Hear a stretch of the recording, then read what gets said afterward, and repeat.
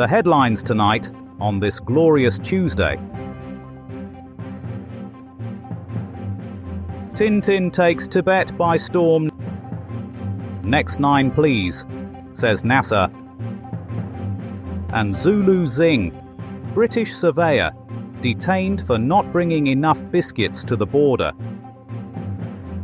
Plus, coming up, we find out what happens when a group of accountants form a heavy metal band and start headbanging to spreadsheets. Those are the headlines. Now, if you'll excuse me, I have to go feed the plot bunnies. The News Bang, where you get your daily dose of irrefutable truth, so don't miss out. 1958. Breaking news from the world of Belgian comic strips. The adventures of Tintin has taken a shocking turn as the intrepid reporter and his faithful dog Snowy embark on a perilous journey to Tibet. Sources close to the creator, Herge, claim he's been possessed by the spirit of a yeti, leading to this unexpected narrative shift. Eyewitnesses report seeing Herge running through the streets of Brussels, covered in white fur and growling incomprehensibly. Local resident Jean Dubois exclaimed, "Mon Dieu! He was swinging from lampposts and demanding raw yak meat." The comic's serialization has caused mass hysteria among readers, with reports of children scaling snowy mountains in search of their own abominable snowmen.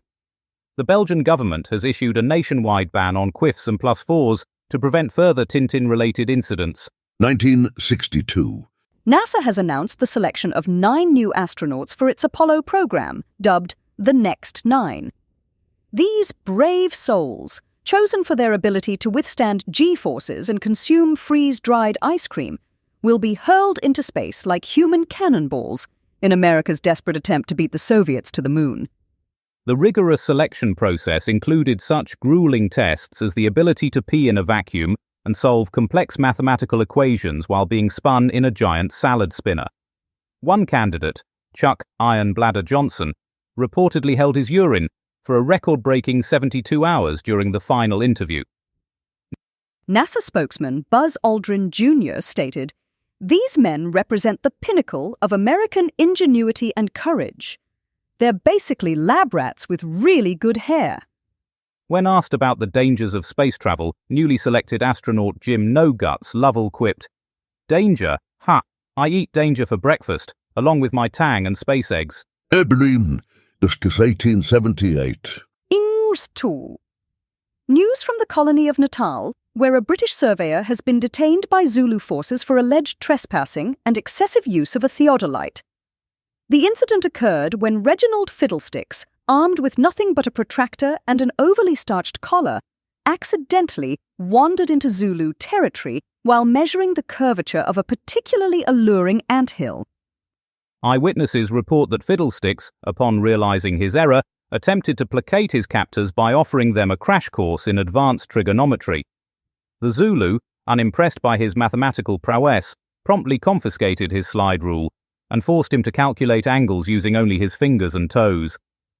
The British government, in response to this heinous act of geometrical interference, has issued an ultimatum demanding the immediate release of Fiddlesticks, the return of all confiscated surveying equipment, and a written apology for any distress caused to the anthill in question.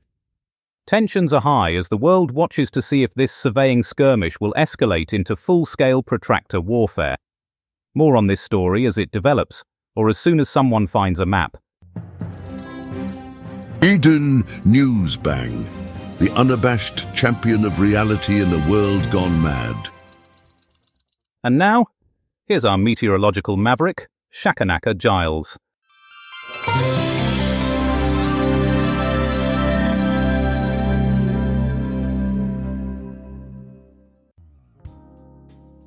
Right then, tomorrow in the south, we're in for a right old autumn blowout. Gales so fierce, it'll be like the Queen herself is giving the trees a good thrashing. Better batten down the hatches, lest your chimney pots go for an unscheduled flight. Heading north, the weather will be a bit of a mixed bag. Showers one minute, sunshine the next. Just like your Auntie Mildred after a few too many sherries at the Harvest Festival. Bring a brolly, but don't be afraid to ditch it for a spot of al fresco tea.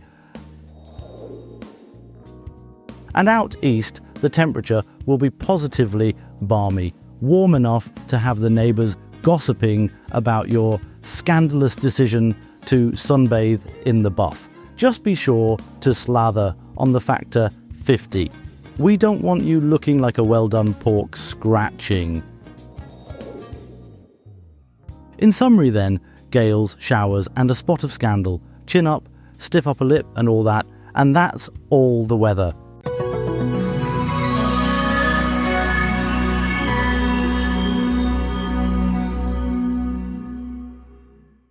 Berlin, das ist 1878. 1878 now, where a British surveyor, armed with nothing but a protractor and an inflated sense of entitlement, found himself detained by Zulu forces on the natal border. This cartographic calamity sparked an ultimatum that would ignite the Anglo-Zulu War. One can only imagine the surveyor's distress at being rudely interrupted while measuring the Queen's acres. For more on this colonial kerfuffle, we go to our war correspondent, Brian Bastable. Brian, are you there?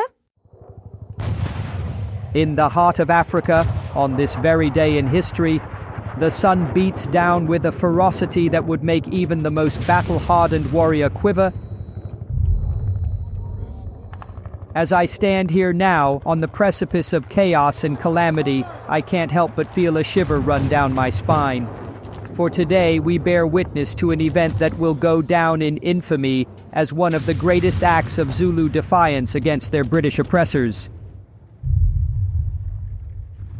The date is 1879, and we find ourselves on the border between Natal and Zululand. The drums beat like 1,000 galloping horses, signaling the approach of an army unlike any other. A lone figure emerges from the horizon, a British surveyor by the name of King. He carries with him all the arrogance and hubris of his colonial masters. But little does he know that he has just crossed into enemy territory unawares. The Zulu king Cetshwayo has had enough of these British incursions onto his land, and so he sends forth his warriors to capture King and demand reparations for this affront to their sovereignty. As I speak now, King lies before me, his body mutilated beyond recognition, eyes gouged out, tongue torn from its roots, limbs hacked off with such ferocity that it makes me wince just to look upon him, yet still he lives, clinging on to life with every last breath in his body. This act of barbarism is not without consequence, however, for it forms part of an ultimatum issued by Cetshwayo himself. Cease your encroachment onto our lands or face annihilation at our hands. The gauntlet has been thrown down. What will be Deem's response? Only time will tell. Brian Bastable reporting live from deep within enemy lines. 1849. And on this day in 1849, a young woman named Harriet Tubman made a daring escape from slavery in Maryland, setting in motion a chain of events that would reshape American history. Tubman, armed with nothing but her wits and an unbreakable spirit, would go on to become the most famous conductor on the Underground Railroad, rescuing countless souls from bondage. One can only imagine the look on the faces of her former captors as they realized their prized possession had slipped through their fingers like sand through an hourglass. For more on this remarkable tale of courage and cunning, we go now to our American correspondent, Melody Wintergreen.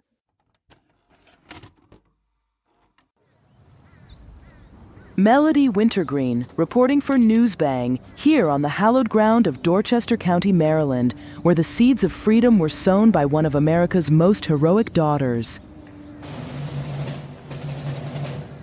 In the year of our Lord 1849, a young enslaved woman named Araminta Minty Ross, later known to the world as Harriet Tubman, made the perilous 100-mile journey from this very plantation to the promised land of Pennsylvania, escaping the shackles of bondage.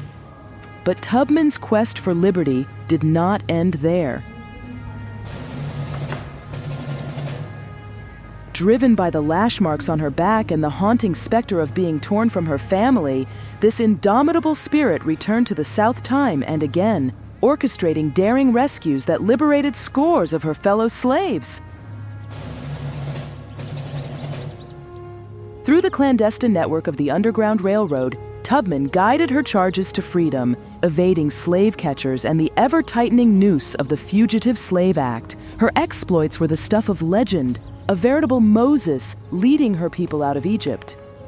And when the Civil War erupted, Tubman donned the uniform of the Union Army, her keen intellect and fearless nature making her an invaluable spy, her actions hastening the demise of the accursed institution of slavery. So, as we stand here on this historic ground, let us honor the memory of Harriet Tubman, a woman whose life was a testament to the indomitable power of the human spirit. For in her, we see the very embodiment of the American ideal, that all men and women are created equal, and that the unalienable rights of life, liberty, and the pursuit of happiness are the birthright of every citizen. May her legacy inspire generations to come, a beacon of hope in the ongoing struggle for justice and equality. This is Melody Wintergreen reporting for Newsbang from the shores of freedom. Newsbang, telling the truth until it hurts. 1962. And now, for a look at the stars that don't twinkle, here's our science correspondent Calamity Prenderville with a report on NASA's next 9 astronauts and the surprising British connection.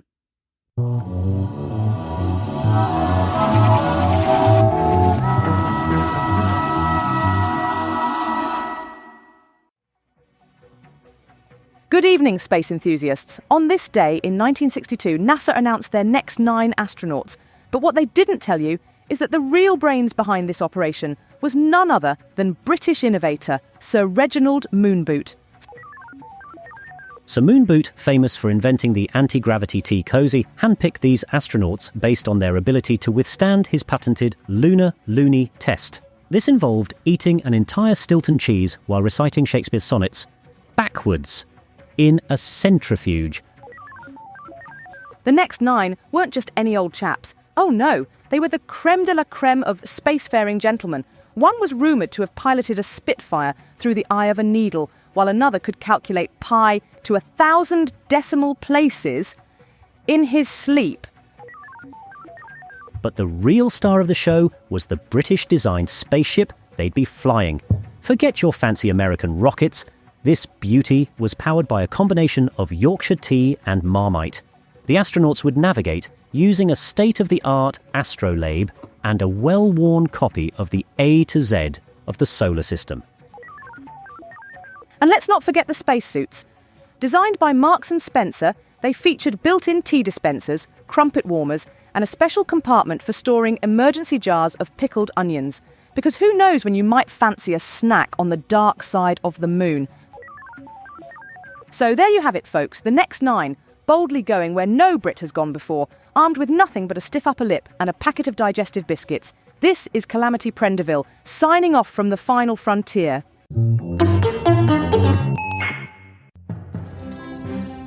Herge, Newsbang, smuggling the truth past its own shadows. And now, Royal Correspondent Sandy O'Shaughnessy with a rather unusual tale of imperial ambition from the annals of American history.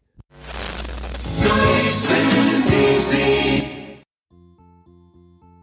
Well, good evening, and thrice good evening to you all. This is Sandy O'Shaughnessy, your humble servant of historical hilarity, coming to you live from the hallowed halls of Newsbang Towers. A hearty hello to Martin Bang, who's just handed over the reins. Martin, I hope you've left some of that royal jelly in the break room fridge. Now, my dear listeners, gather round as we embark on a journey back to the year 1859. Oh, what a year it was. While Queen Victoria was busy ruling over her empire across the pond in San Francisco, a rather peculiar chap by the name of Joshua Norton was cooking up a right royal ruckus. Picture this. There's our man Josh down on his luck, after a failed attempt to corner the rice market. Now, most of us might drown our sorrows in a pint of Guinness, but not our Josh. No, siree. He decides to distribute letters to the local newspapers, proclaiming himself Emperor of the United States. Talk about thinking outside the box. Can you imagine the scene? There's old Joshua, strutting down Market Street in his makeshift imperial regalia, issuing decrees left and right. Congress, abolished. Absolute monarchy, established. It's like J.R. Ewing decided to trade in his 10-gallon hat for a crown and scepter. The good people of San Francisco, bless their hearts, they went along with it. They treated Emperor Norton with all the pomp and circumstance of a real monarch. It's enough to make you wonder if there was something funny in the water supply, eh? Speaking of funny business, I've just received a letter from Seamus O'Flaherty in Galway. He writes, "Dear Sandy, I've started calling myself the King of Connemara. The sheep seem to respect my authority, but the missus keeps hiding my scepter. Any advice?" Well, Seamus, my boy, I'd say you're in good company. Just make sure you don't try to abolish your local pub. So as we bid adieu to Emperor Norton and his merry band of San Franciscans, let's raise a glass to the dreamers, the eccentrics, and the self-proclaimed monarchs among us. May we all find a little bit of that imperial spirit in our daily lives. This is Sandy O'Shaughnessy, signing off with a regal wave. Until next time, see you later, alligator, in a while, crocodile. Long live the Emperor. All over the country for everyone. 1958. And now, a tale of adventure and emotion from this day in 1958. Belgian cartoonist Herge began serializing the 20th volume of The Adventures of Tintin, titled Tintin in Tibet. This deeply personal work explores friendship and spirituality against the backdrop of Tibet's political turmoil. The serialized format kept readers on tenterhooks, while the respectful portrayal of Tibetan culture garnered critical acclaim. For more on this cultural milestone, we turn to our arts correspondent, Smithsonian Moss. Now, at this point of the evening, we welcome listeners on FM who've just joined us.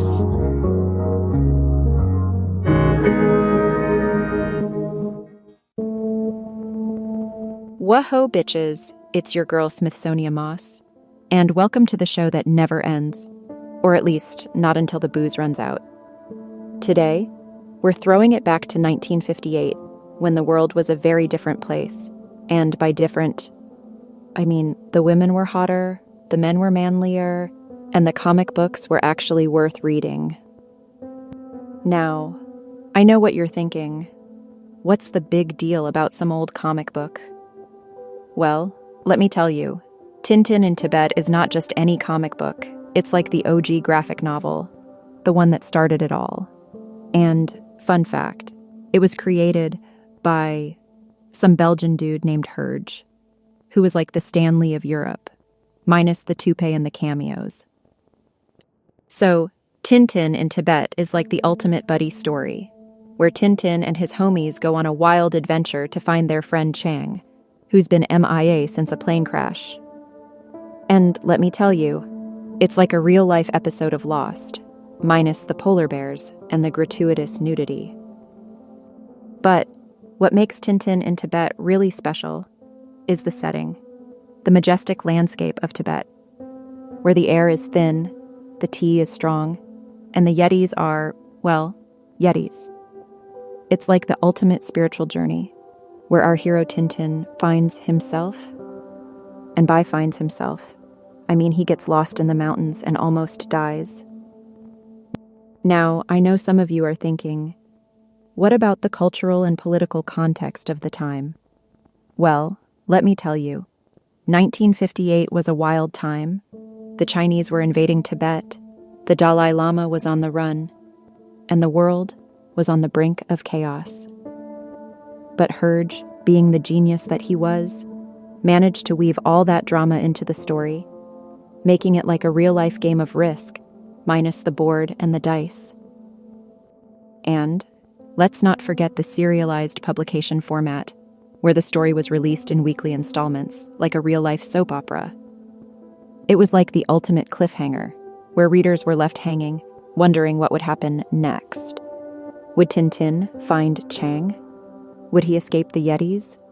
Would he ever get a decent cup of coffee? So there you have it, folks. Tintin in Tibet, the comic book that started it all. It's like a time capsule, a blast from the past, a reminder of the good old days when comic books were actually worth reading. And if you don't believe me, just ask the Dalai Lama. He's a fan, and he's got the award to prove it. That's all for tonight, folks. Thanks for tuning in. And remember, if you're ever lost in the mountains, just follow the trail of Yeti poop. It'll lead you straight to the nearest Starbucks. Learn News Bang, Narilla tackling the colossal lie with a spray of journalistic mayhem. And just time for a final look at tomorrow's papers. The Times. Byzantines. Whip Seljuks at night. Lose in the morning. There's a big map there.